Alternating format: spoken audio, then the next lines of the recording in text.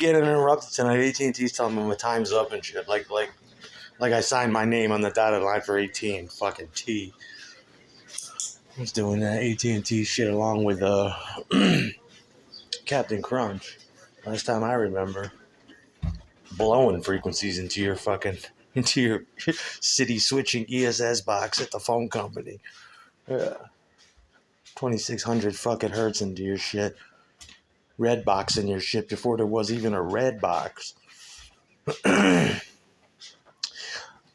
Nigga, I don't have a quota. I had to use the fucking red. Another thing about the 90s was the red box, and that's where I learned the red box.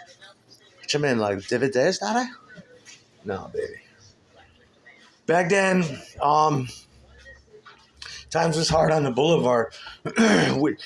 Like when you was just starting out as a drug dealer, you would have to you would have to communicate. You would have to have some scratch. I remember that the drug dealers I grew up with always had money rolls of quarters. I gotta go, baby. I gotta sell these shits today. And you hit every fucking phone there is. And it was backward then because the dealer would call you most of the time. Or he would call certain numbers. You'll call the CVS phone. I'll be outside there. Right? But by the time my shit came around,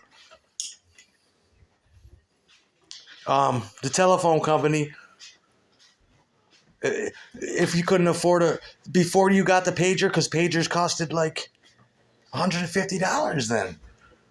So you could just go up to the city and get yourself a red box, which would play tones into the telephone to allow you to make free calls. And drug dealers used it a lot, mostly. I used it for all that and more. But it was called red boxing because, there was a blue box before it, and that was in the 60s, and that was Steve Jobs and somebody else that accidentally invented it to make long distance calls. But these were the modern day touch tones.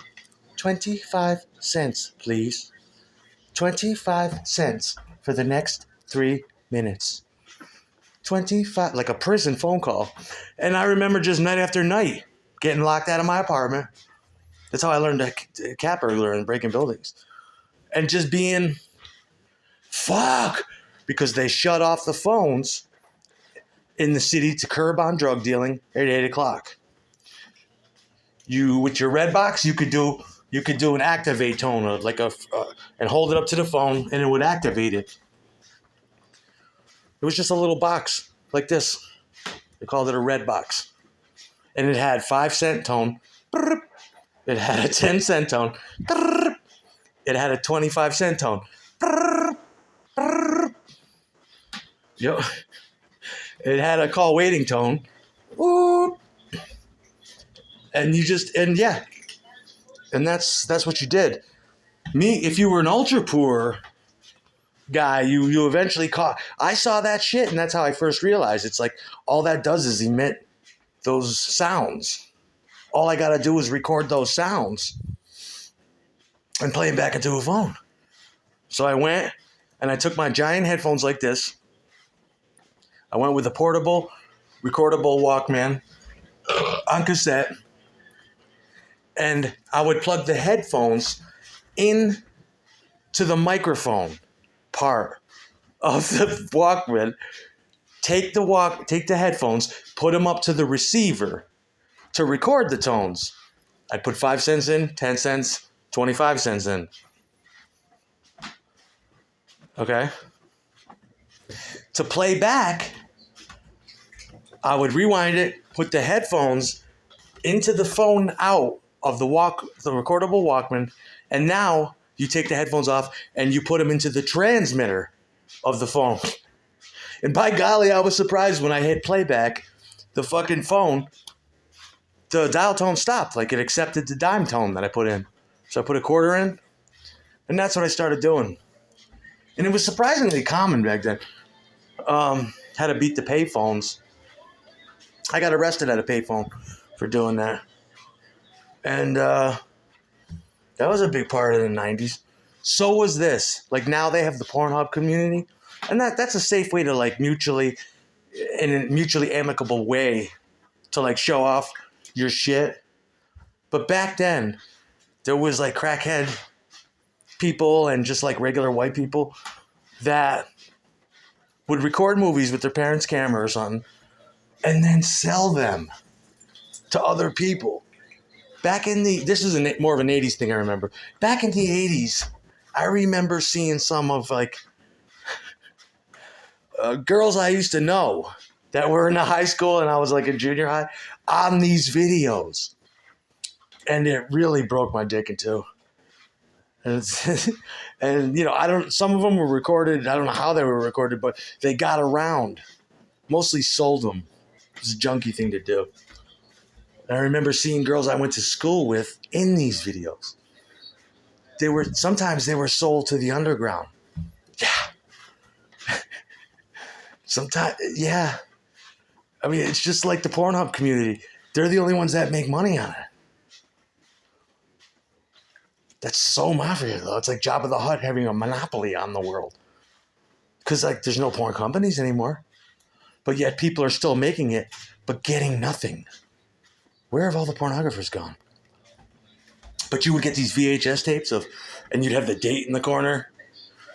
And sometimes it was like a friend of mine's sister. I remember the one time, it was a friend of mine, older sister that I was in love with. And I finally got to see her titties, but it was on tape that somebody else had because she was a mega slut. She wanted to fuck me when I was 11. And oh my God, really, that's all I do is look back on that, on those moments with her and just beat my dick to this day. That's the power of a good slut. That's the power of a Pornhub community bitch that you go to school with or you work with. You see my fucking video? Break a fucking dick on her. I'm gonna go break my pussy thinking about you breaking your dick on my videos.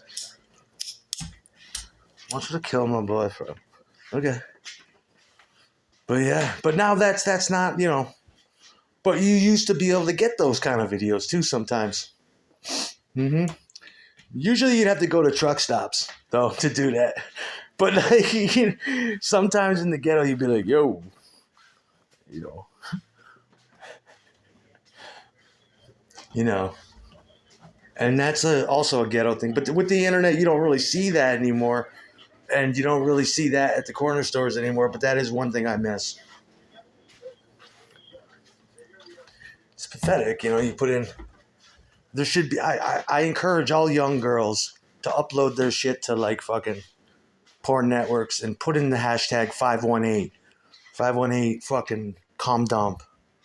518 Thanatos, ho. Brand me Thanatos. Paint my face and tattoo a wolf's head on my titty. Please.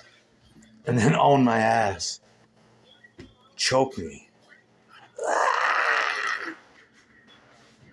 Some things haven't changed.